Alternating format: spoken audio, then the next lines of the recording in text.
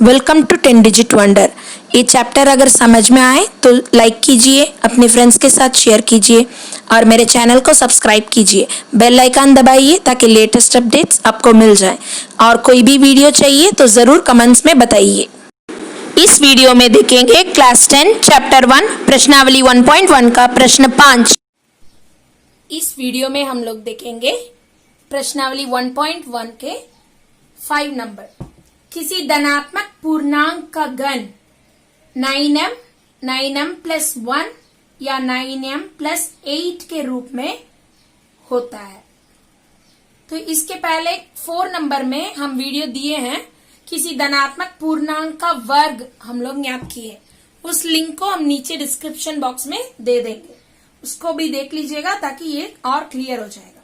तो यहाँ पहले हम लोग किसी धनात्मक पूर्णांक का घन निकालेंगे। तो पहले उसके लिए हम लोग को एक धनात्मक पूर्णांक चाहिए। तो धनात्मक पूर्णांक उसको कैसे निकालेंगे? यूक्लिड विभाजन प्रमेयिका से। तो यूक्लिड विभाजन प्रमेयिका का भी हम वीडियो बना है, जो लिंक डिस्क्रिप्शन में दे देंगे।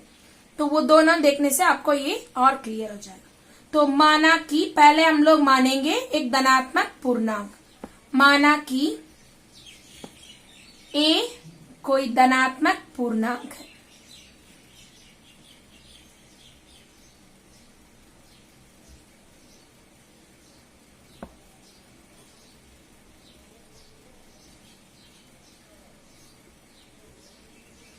अब हम लोग यूक्लिड विभाजन प्रमेयिका को प्रयोग करेंगे। तो यूक्लिड विभाजन प्रमेयिका में ऑलरेडी हम लोग जानते हैं a is equal to B Q plus R use करते हैं। तो जिसमें हम लोग को q चाहिए, r चाहिए, वो सभी क्या है? एक पूर्णांक है। तो हम लोग यहाँ यूक्लिड विभाजन प्रमेयिका के लिए यूज करेंगे, दर्शाएंगे कि कोई पूर्णांक m के लिए 9m प्लस 1, 9m प्लस 8 या 9m के रूप में होगा। तो पहले माना कि a कोई धनात्मक पूर्णांक है, q तथा r पूर्णांक है,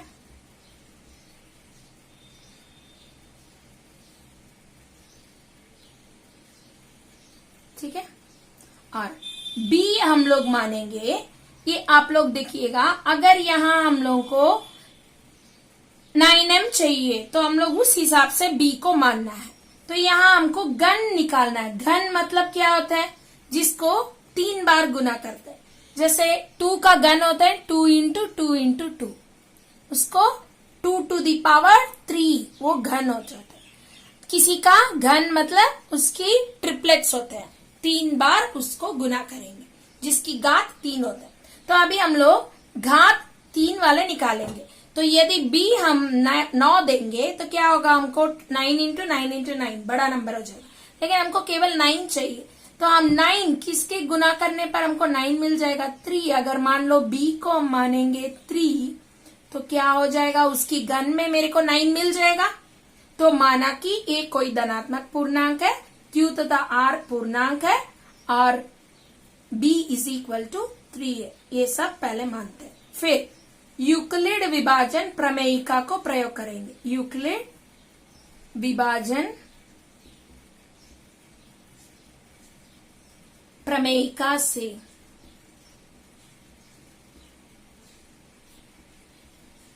क्या होगा?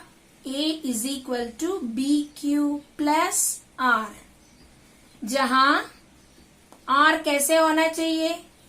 0 लेस देन और equal to b less than b।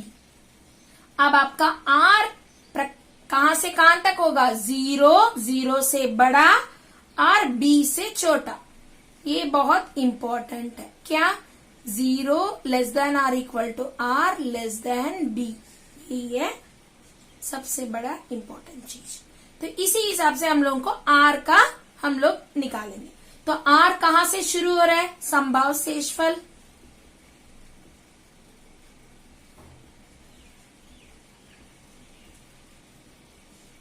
r is equal to 0 से शुरू होगा तो 0, फिर 0 से बड़ा, बड़ा मैंने कहां तक जाएगा आपको?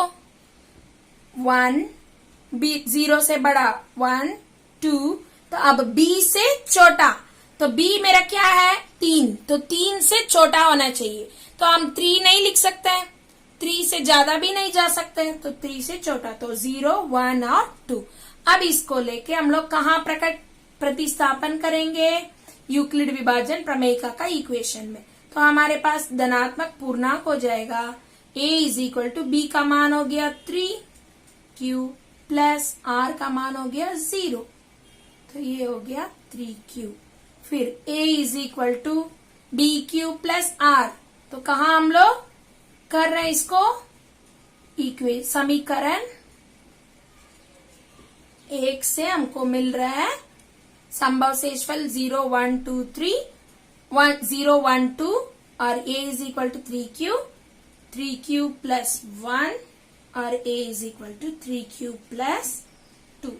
क्यों, r का मान 0 बैठाए तो 3q मिला, 1 बैठाए तो 3q प्लस 1 मिला, 3q प्लस 2 बैठाए तो 3q प्लस 2 मिला।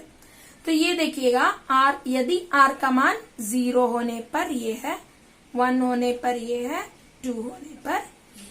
क्लियर। अब आप लोग पूछ सकते हैं यहाँ 0 प्लस 3 तो 3q हो गया, लेकिन 3q प्लस 1 को आप लोग 4q लिखेंगे, नहीं, ये प्लस 1 वैसे के वैसे ही रहेगा। क्यों, ये अचर है, ये चर है, चर के साथ अचर नहीं जुड़ा जाएगा।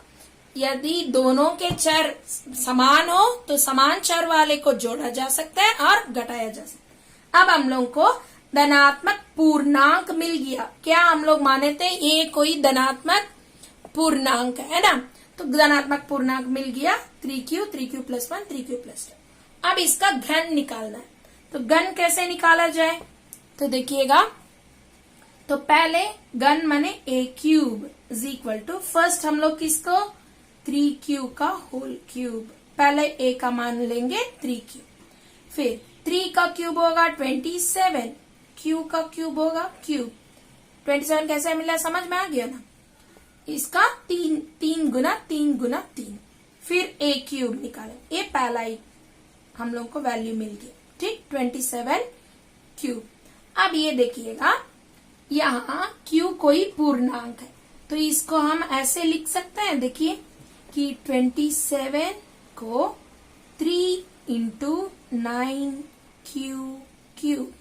क्यों ऐसे लिखना है ये हम समझा रहे।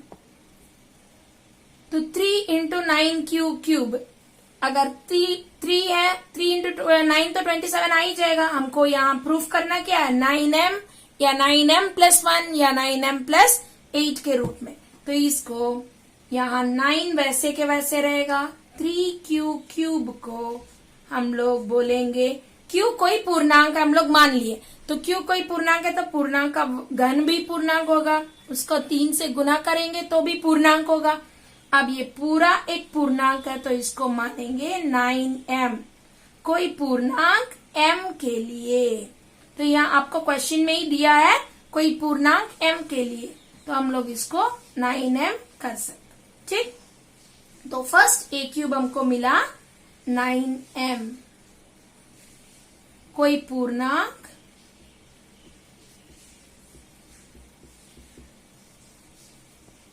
m के लिए। अब सेकेंड देखिए, a क्यूब निकालेंगे,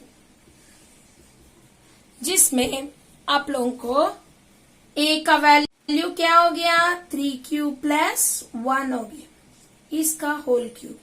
अब ये कौन सा फॉर्मूला यूज करना है, a plus B the whole cube वाला फॉर्मूला यूज करेंगे।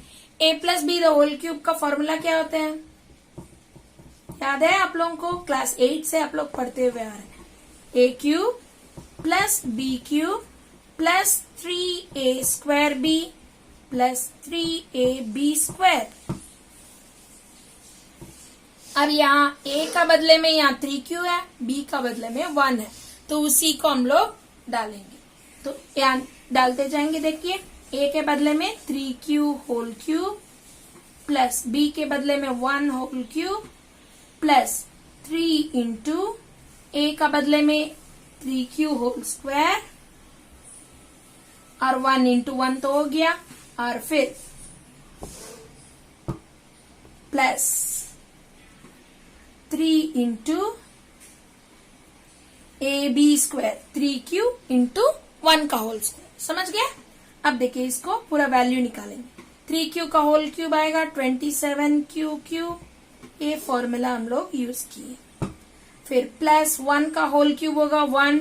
फिर 3 इंटू 3q का होल स्क्वायर। 3 का स्क्वायर होगा 9, q का स्क्वायर होगा q स्क्वायर, तो 9q स्क्वायर होगा into 3 27q square plus 3 into 3q 9q। Clear? देखिए 3q को क्यूब किए, 1 को क्यूब किए, 3q स्क्वायर फॉर्मूला में जैसे जैसे बताए उस हिसाब से किए। अब इन सभी में से हमको क्या निकालना है? 9 निकालना है। तो इसमें से तो 9 आ जाएगा। 27 है तो 3 इंटू 9, यहाँ भी 9 आ जाएगा। 27 है तो 3 इंटू 9, इसमें से भी 9 बाहर निकल जाएगा। लेकिन ये 1 जो है इसमें से बाहर नहीं निकलेगा। तो हम लोग क्या करेंगे, जिसमें से निकलेगा वो सबको ग्रुप कर लेंगे। तो 9 कॉमन बाहर निकाल दिए, 3q क्यूब प्लस यहाँ भी 9 बाहर चला गया 3q स्क्वायर प्लस यहाँ भी 9 बाहर चला गया तो q, फिर ये प्लस 1 अलग से बाहर रहेगा। अब जैसे यहाँ बोले थे वैसे q एक पूर्णांक है तो उसकी क्यूब भी पूर्णांक होगा, उसको 3 से गुना करने से भी पूर्णांक, q स्क्वायर भी पूर्णांक, तो उसका 3 से सभी ये मिला के पूर्णांक। तो कोई पूर्णांक m के लिए हम क्या बोल सकते हैं? 9m plus 1। कोई पूर्णांक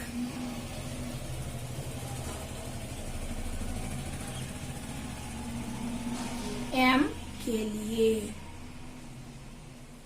समझ गए? तो पहले हमको मिला a cube is equal to 9m, अब मिला a cube is equal to 9m plus 1। अब हम लोग का और एक तो प्रूफ करना है, क्या है? 9m plus 8। जैसे इसमें देखिएगा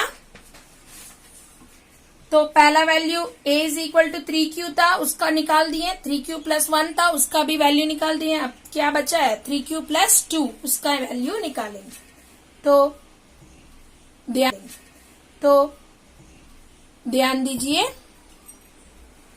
a is equal to 3q plus 2, तो a क्यूब हो जाएगा 3q plus 2 the whole cube.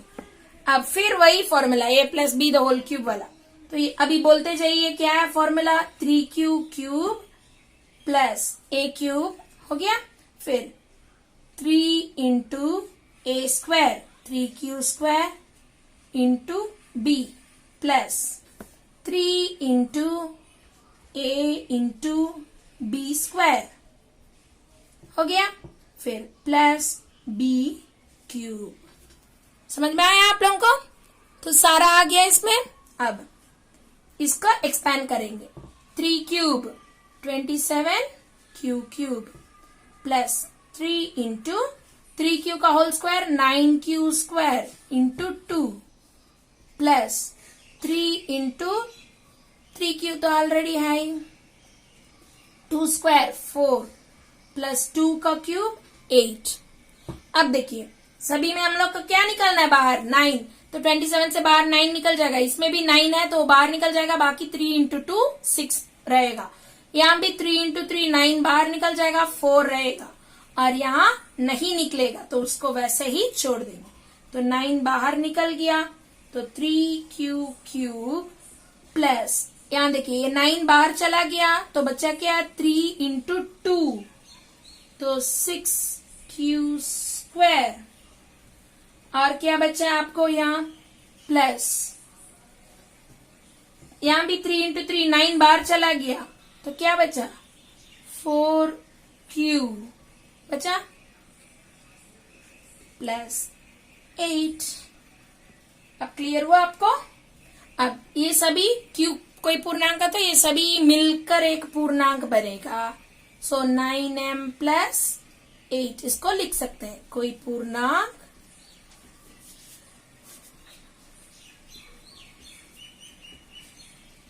m के लिए।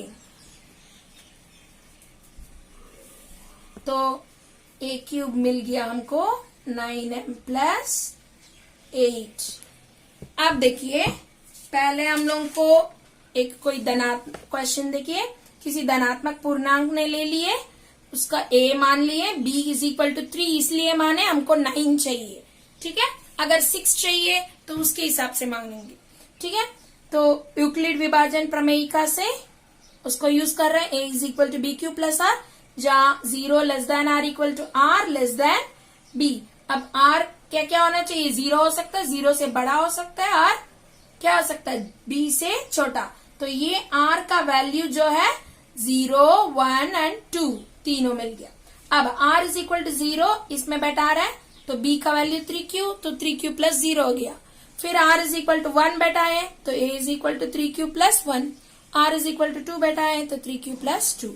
अब a क्यूब, क्यों क्यूब कर रहे हैं, यहाँ घन निकालना है, तो a क्यूब क्या हो गया, a cube is equal to, इसका क्यूब करने पर पहले मिला 9m, फिर a क्यूब 3q प्लस 1 को करने पर 9m प्लस 1 मिला। अब फिर a क्यूब करने पर मेरे को 9m प्लस 8 मिला। तो जो हम लोगों को क्वेश्चन में चाहिए था, किसी धनात्मक पूर्णांक का घन 9m या 9m प्लस 1 या 9m प्लस 8 के रूप में मिल गया। अब इसको पूरा उठा के हम लोग हल में लिख देंगे। कैसे सिद्ध हुआ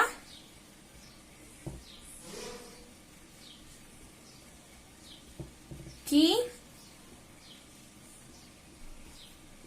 किसी धनात्मक पूर्णांक का घन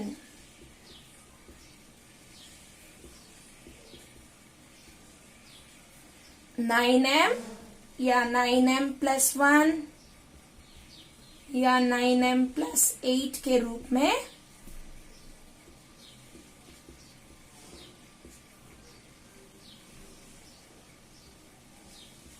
होता है। क्लियर, बस इतना ही है 5 नंबर। अब आप लोग देख लीजिएगा, अच्छे से इसको समझ लीजिएगा बार बार वीडियो को देख के। और इसको समझने के लिए आपको यूक्लिड विभाजन प्रमेयिका और उसको यूज करने का तरीका दोनों चाहिए। वो दोनों वीडियो मैं ऑलरेडी डाली हूँ, उसको लिंक जो है डिस्क्रिप्शन बॉक्स में मैं दे दूंगी, देख के आप लोग उसको कंप्लीट कर लीजिए। Thank you.